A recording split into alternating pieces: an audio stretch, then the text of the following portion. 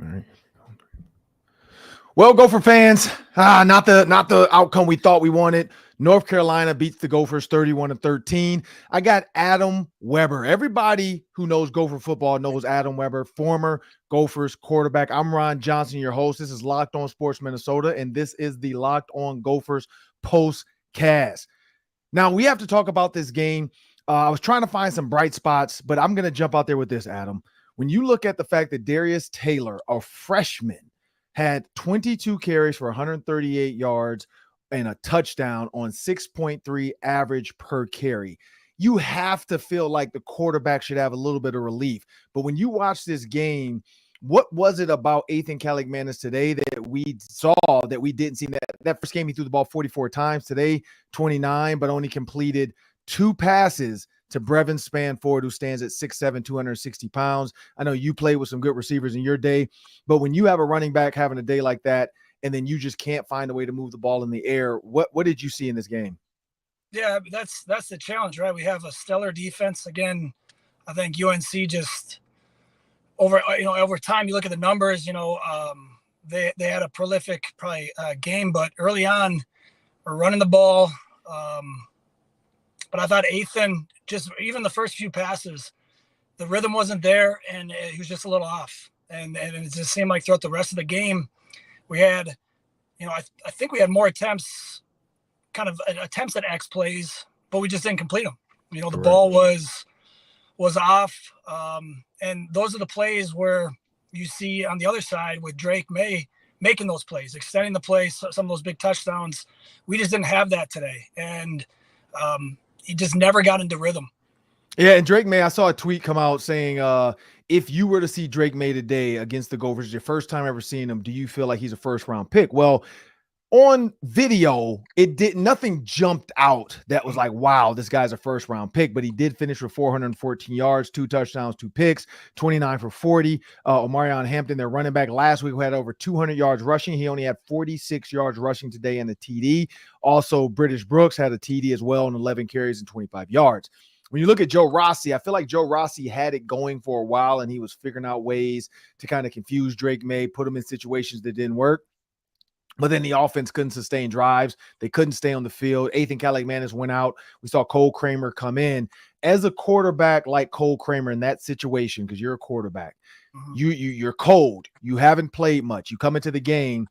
He went YOLO on the bit at the end. And I know, like, I made a bunch of jokes on the pregame show today about Drake, because Drake May and Drake the rapper and the motto and going YOLO. But I was saying go YOLO on defense, not on offense. Kramer came in and just threw a deep ball with 2 guys covering 1 receiver. But what are your thoughts coming in as a quarterback like Cole Kramer that's like, hey, I don't know how long I'm going to be in here. I got to come in here and try and find some magic for this team. Yeah, I mean, the number one thing, whether you're a starter or backup, is to protect the football, especially in a PJ Fleck program. And in that situation, watching Cole in practice and leading up to it, very capable quarterback, makes good decisions. But we all know things are different when the bullets are flying. You're out there live, coming off the bench cold, trying to will something to happen, and ultimately making a pretty substantial mistake, throwing that ball away. And it's a touchback. And, how I look at it, he had pressure coming into his face. It's hard to make that decision, but sometimes the best decision of a quarterback is to take that sack, right? Yeah, and that's the thing. Like, is it, or just throw it out of bounds? Like, run around, throw it out of bounds. Anything other than what happened. Like, is because one thing if it's like you're throwing a punt because you're like, hey, we just have to get rid of the ball. But in that situation, you could have lived or fought another day. Figured out, because you're in a scoring position with maybe 2 or 3 plays. And so that to me just felt like a guy coming in and trying to make magic happen. When you look at Drake May and just 414 yards again, it wasn't glaring. But here's where I go with this one. This is the one for Ethan Kaligmanis to me that I think he's going to look back on this game and kick himself. As a quarterback, you look to your right. You got Dan. So everybody knew. I mean, at least every football player knows this. When you're in the red zone, you're on the 5-yard line. You got a tight end to your left who's 6'7", 260 pounds. And you to your right, you got a receiver that's maybe 5'11" on a good day. And he's manned up on the short side of the field. And your tight end is manned up on the wide side of the field. If you get we called it fade or whatever. Yeah, big box Pat fade. your hip. Where are you going with the ball as a quarterback? Yeah, so exactly. The old, I can't remember what coach told me this, but it's KYP, know your personnel. Yeah. So when it comes down to it, we can drop all the plays in the world, but when you get man-to-man coverage, it's know my personnel. Where do I have a matchup? And then where do I have room? That's a very safe throw. I can throw that thing way to the corner and let him go run underneath it. I have all that field to work with no safety over the top. Mm-hmm. You would just have more room for error there. Maybe they haven't worked it, but you'd like to see him when you get those matchup. I mean, that's what you want. When you can get a big tight end out there one-on-one, I'll take that matchup any day. And as a quarterback, again, going to your coach, what does Ethan Caligmanis need to do? Because everybody's talking about this Brevin Spann usage and the lack of it. I mean, 2 catches, 6 yards. You see the North Carolina literally in the red zone said, look, we're going to man you up. Is your guy better than our guy? I think our guy and Brevin Spann, again, I keep bringing up 6'7", 260. The reason for it is he's the same size as Matt Spaeth. Yeah. Same exact size as Matt Spaeth, who was one of the best tight ends in the country because he was utilized. What conversation does that look like between tight end now, quarterback, and offensive coordinator, looking back on some of those plans, saying, why are we not using him in the red zone more? Well, and it goes to it. I mean, just even overall, we are struggling in the red zone. So right now, as a whole entire offensive staff, they have to look at themselves and realize when you get inside that 25-yard line inside the red zone, we have to find a way to score touchdowns. You just have to, especially with how we're running the football in between the 20s and how stellar our defense is most of the time. Tight ends are your first down. They pick up first downs and they score touchdowns for you.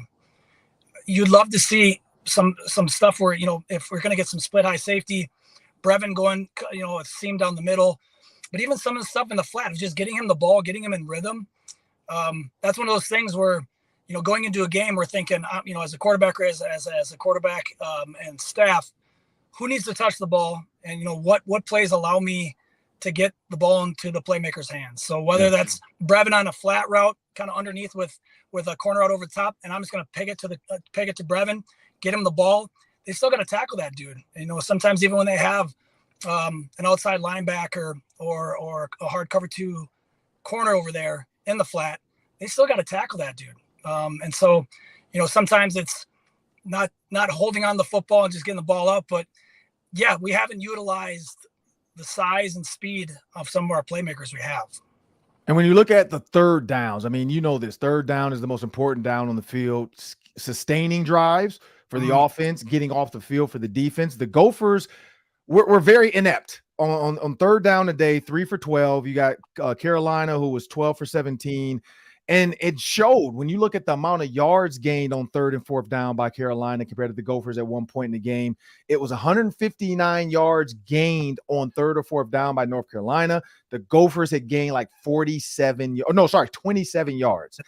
That clearly there's a disconnect between first and second down. And PJ Fleck does say in order to win third down, they have to win first and second down. They didn't win first and second down either, but it's like third down. It was almost some of the play calling, because I know PJ got interviewed at halftime and said he liked the play calling. Yeah. I personally did not, because I feel like there's so many weapons on this team. And there's so many, because they said at 1.2 was balanced. The play call was at some point you can't always be balanced, because you have 170 yards rushing, you have 133 yards passing. I don't care if the play calling is balanced. That's not balanced. You have more run yards than pass yards by a wide margin. When you look at the passing of North Carolina, 414 yards and 105 yards on the ground. In my opinion, it is pass heavy, but that feels way more balanced. Like 100 yards rushing is usually like a good day for running backs. 300 yards passing is a good day for the passing game. 133, you lost the passing game battle. The rushing game battle you won, but that doesn't matter when you're going against a Heisman candidate in Drake May. When you look at the play calling and the ability to check out of plays, I know they do check with me, so there's not as much ability for the quarterback. But as a quarterback, how does that happen on the sideline when you're like, hey, coach, you keep checking to this. Why aren't we doing this? How does that happen? Well, I believe, and typically in college, there's not a lot of leash that they give, to the quarterback. Obviously it depends on the system, but with Ethan, with this being his first full season, Yeah. I think a lot of times they're banking on that Greg Harbaugh up in the box. He's making those checks and adjustments. And in the week prior leading up to it, there's got to be some good synergy between the quarterback and the staff to know, hey, in this situation, when we check to this, it's because the defense is showing this look and this is where we expect the ball to go, or this is the run play we want to get to. You'd love for it to get to a point where you can trust your quarterback so that he sees the field and the defense like a coordinator and can make those checks and plays. I don't think that's a knock on Ethan at all, because there's some NFL systems that don't allow a lot of flexibility for the quarterback to make a lot of audibles. But with that said, when you're 3 for 12 on third down, that's not going to win games. You have some turnovers. Granted, we didn't lose the turnover battle today, but we did lose the third down battle. We lost the total time of possession.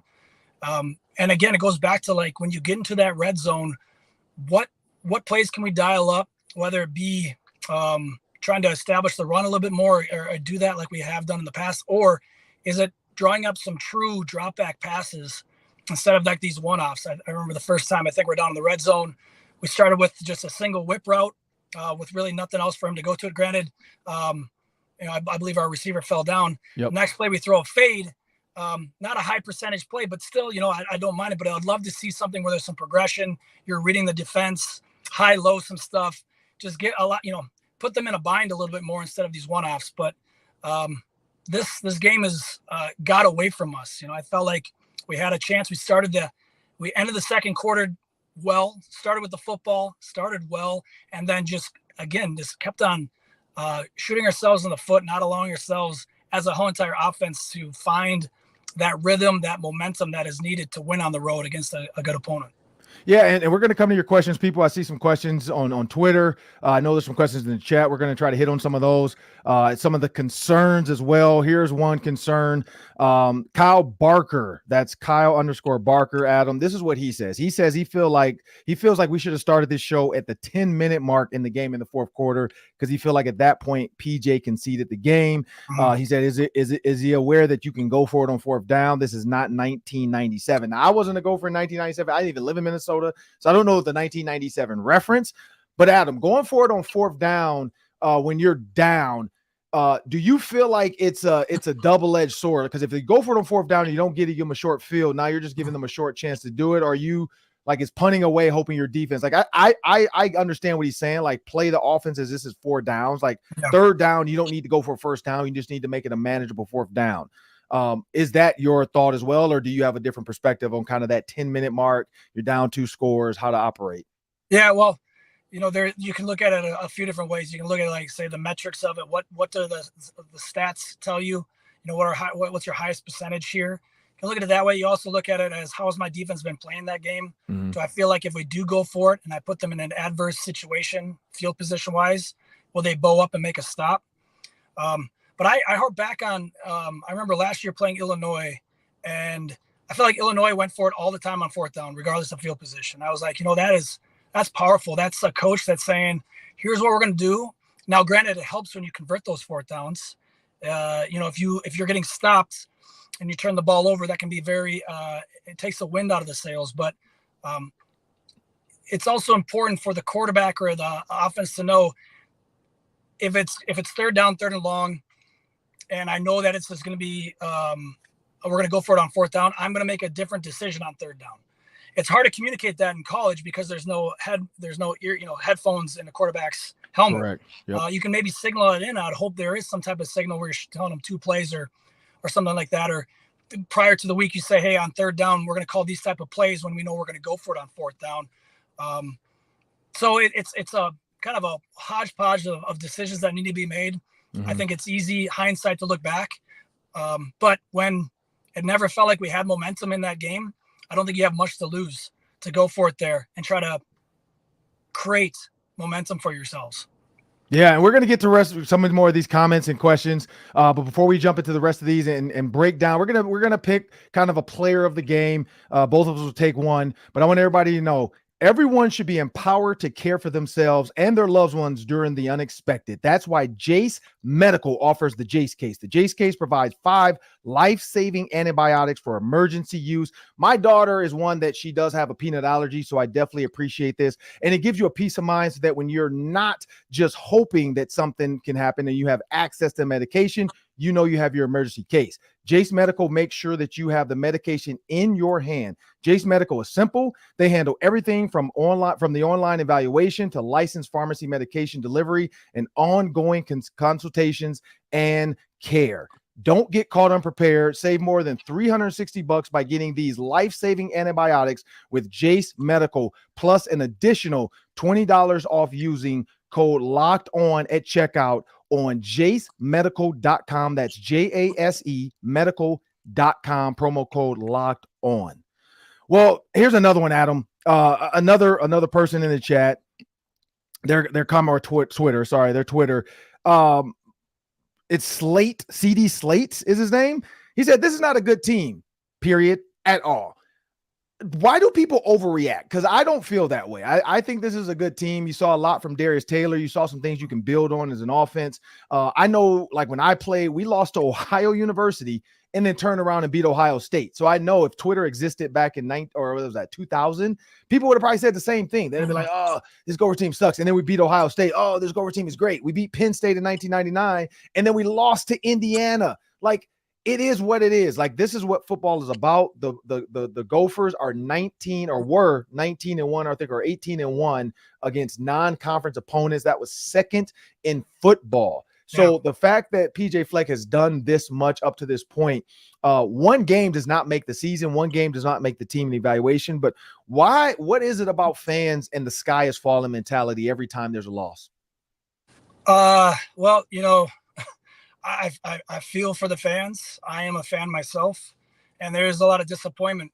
You have the Vikings 0-2, right? Then this is kind of like, hey, let's see the Gophers. This is your time to take over the town. You know, have a big win on the road.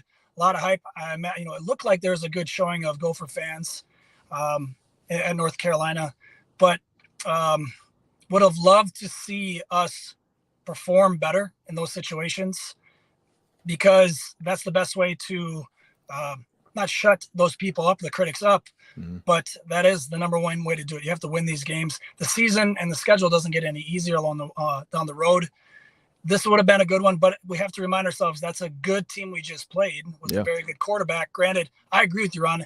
I didn't leave the game thinking, wow, that guy is a sure top 10 pick. Right. But they won the game. He made big plays. You know, that's one of those games that I'm sure throughout the rest of the season, he's going to put together quite the resume. Correct. And that's just one where he wasn't incredibly flashy or didn't jump out at you, but then you look at the stats and you go, wow, he actually did have a heck of a game against what we like to believe a very, very good defense for the Golden Gophers. So for what I say to the fans is fair to say that it's a long season. There are many games left to play where to have your hopes and dreams to live through this team. This isn't the end of the world. It's a non-conference opponent, which is huge, right? I think we'll learn a lot from this game. But with that all being said, this would have been a great launching pad for the offense in general, just to put together a better performance, to put some of the doubters at ease. Yeah, and Joel, that's J Haugen 44 on Twitter, he says PJ's done a good job of selling hope and tickets. But if this season turns into 4-8 or 5-7, which means he's not going to a bowl game, he thinks it could happen. I personally don't think it could. I'm looking at the rest of the schedule. I think that they should win at least 7 games. But he's saying if this happens, so we're looking at a 5-7 Gophers team, no bowl game, what do you think happens next? Do you think PJ gets put on the hot seat, or do you think this is just another stepping stone and we move on? I think it's fair to be on the hot seat for sure in this climate we are in collegiate football. But I think we as a program have tied ourselves to PJ so that he gets a grace for an off year. We knew going into this, and they kind of set the seeds prior to this year saying it's the third hardest schedule, or, you know, whatever the number was. It is a hard schedule. It's going to be a tough year.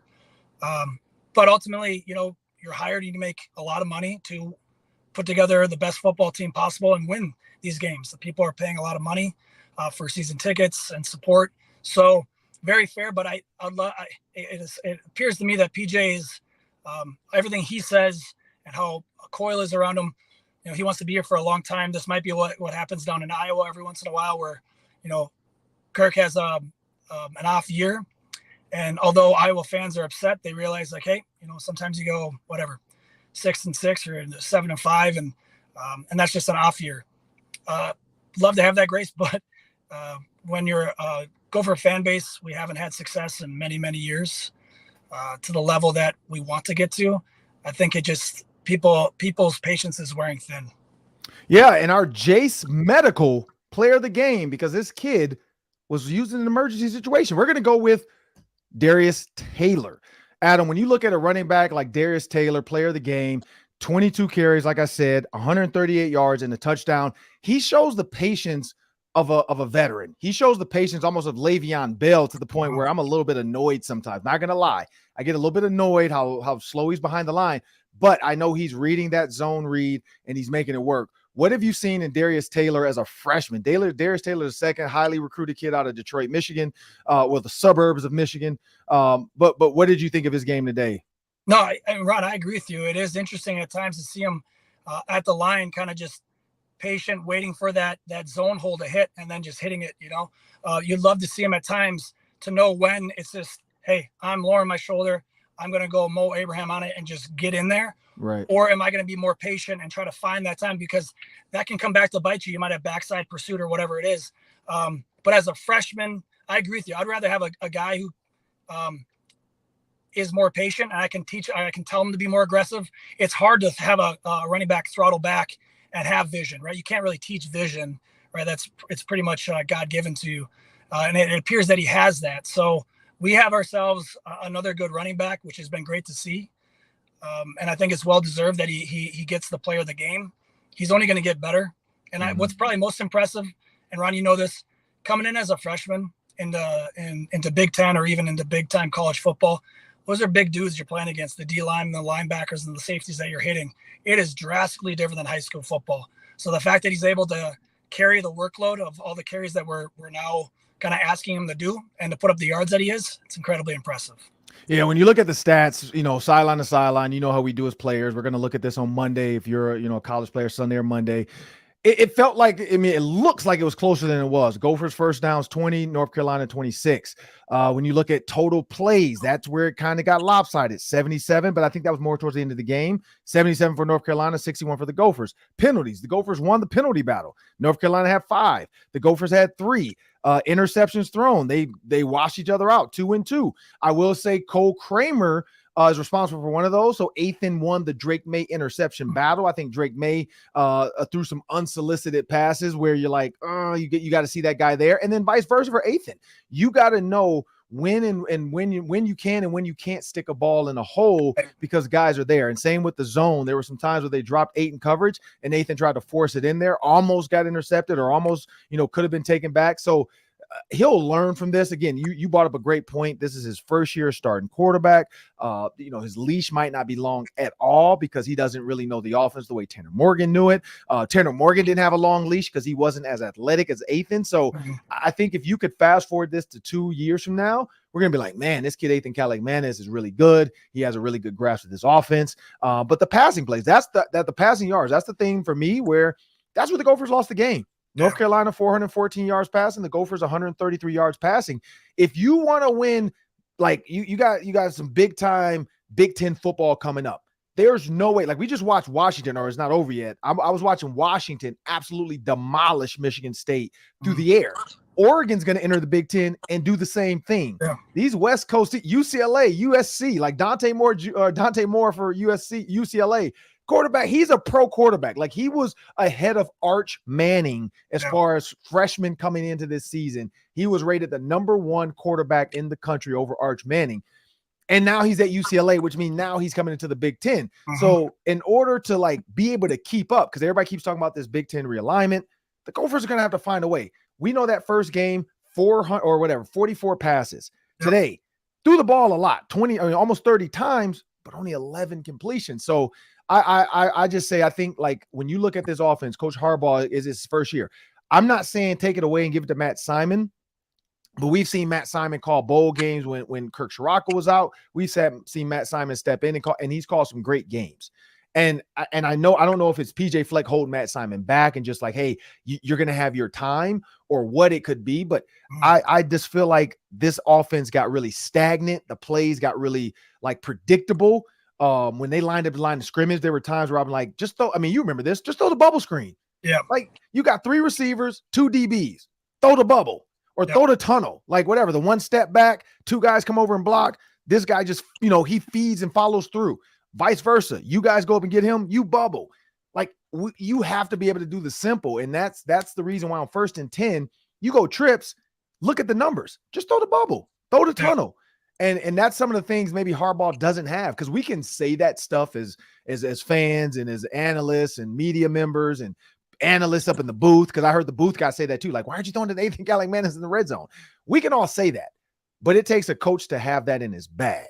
And I don't know if they have it, because this is the 3rd game now, and the lack of uses for Brevin Spanford in the red zone is getting scary now, because now we're into the point where there's no reason not to do. Like, if I'm 6'3", not if, I am at 6'3", 220 pounds when I was in college, if I didn't get a fade in week 1, 2, and 3, I'm going to coach like, yo, what are we doing right now? Like, Mace, this is not okay. Like, I don't have to build up to it. Like, who cares if they know I can catch a fade? Stop it. Like, stop me.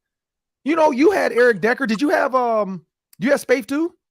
No, I was on I redshirted, so I didn't get to throw to Spaeth. But you had Decker though. Yeah. So I've seen you throw fades to Decker. When you lined up with you and Decker, you knew if it's a fade called, if I got to choose between Decker and anybody else, I'm probably going to Decker. Yeah. And I think that's where Ethan kind of has to get, and Brevin might need to, like, I mean, you get some NIL money. You might want to give a couple dollars over to Ethan and be like, yo, bro, throw me the ball and I'll take care of you. Because I'm not going to lie, I paid my quarterback numerous ways, whether it was if we go out after, we're going to get drinks, or I'm just going to shoot you some cash. But you got to get me the ball, man, because in the red zone, I don't know if this guy can guard me one-on-one. I don't even know if 2-on-1 works against certain teams. When you look at 2, 5, 6, and 5, 7 DBs, throw me the fade. And I'm very concerned with that, because that's the simple part of football, that when you have a bigger guy that can play, and he plays basketball, Adam, he dunks basketballs to this day. So that means he has at least a 35-inch vertical at 6'7", and they are not using them. So that's kind of my takeaway from this game. Like, I'm very concerned and interested and what happens next, because if this offense gets stagnant, this coach doesn't use Brevin halfway through the season, and we're still saying, why does he have 2 catches? Why is he not being thrown to the red zone? There might be cause for panic, because I know the fans don't want to hear that, but it might be cause for panic. And maybe, we've seen a lot of coordinators come in and we've seen a lot of coordinators go, and it was a long season. So we're going to give Coach Harbaugh a chance, but you got to throw the ball to the tight end. But Adam, I want to thank you for joining me on the postcast. I'm Ron Johnson. That's Adam Weber. As you guys know, the North Carolina Tar Heels beat the Gophers 13-31. The score was not indicative until the end. I'm not going to lie. It was a little bit closer. It felt like early on in the game, the Gophers did seem like they had a chance, but the game just got out of hand at the end, as some of the fans have tweeted us and have mentioned in the chat. Yes, it looked bad towards the end. We know that. But the Gophers have another test at hand, because you got Northwestern walking into US Bank Stadium, and it's a 6:30 p.m. kickoff. So it's going to be a night game. It's going to be fun. It's going to be an atmosphere. And then they got Louisiana on the 30th. Those are 2 teams. Northwestern and Louisiana should be wins. So for the fans saying, oh, they're not going to win, that's 4 games they should have. They should be 4-1 heading into October 7th to play Michigan. And then you got number 25, Iowa, they travel to on October 21st. And then Michigan State did not look great now with Mel Tucker under fire. They're going to travel to Minnesota, and Illinois as well did not look up to par of what we've seen in the past. They travel to Minnesota as well, November 4th. So that alone right there to me seems like that's 6 games, and PJ Flex is in the bowl game, but I know people like being negative in Minnesota. But Adam, I want to thank you for joining me. People, it's a loss. They took it on the chin, but they got to come back next week. It'll happen. And if it doesn't happen, we're going to be mad again about Brevin Spanford. We might need to get T-shirts that say free Brevin, because it wasn't what we thought. But Darius Taylor is clearly a star. He is the player of the game for us on Locked On Sports Minnesota and the Locked On Gophers podcast. You guys have a great night and enjoy your weekend.